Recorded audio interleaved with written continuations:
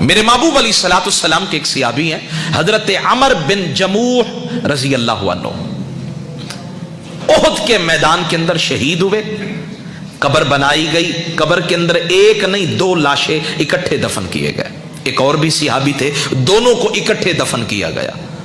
جب دفن کیا گیا تو ایک جگہ سے خون بہ رہا تھا، تو حضرت عمر بن جموح رضی اللہ عنہ کا ہاتھ مبارک کفن پہنانے سے پہلے اس زخم کے اوپر رکھ دیا گیا۔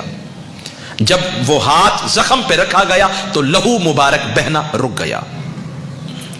اب 46 سال کے بعد، کتنے 46 سال کے بعد حضرت عمر بن جموح رضی اللہ عنہ کی جہاں قبر انور تھی، 2 صحابہ کی قبریں تھی، وہاں سے پانی بہنے لگا، یعنی پانی کی گزرگاہ ہو گئی۔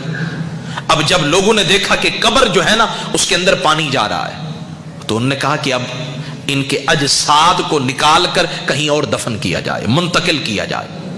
اب جب قبر کو کھولا گیا، شک کیا گیا، جب قبر کو کھولا گیا تو کیا دیکھا؟ فوجدا، دونوں صحابہ ان کے کفن بھی سلامت۔ 46 سال کے بعد امام ذہبی فرماتے ہیں، فرمایا 46 سال کے بعد قبروں کو جب کھولا گیا، کفن سلامت، چہرہ سلامت۔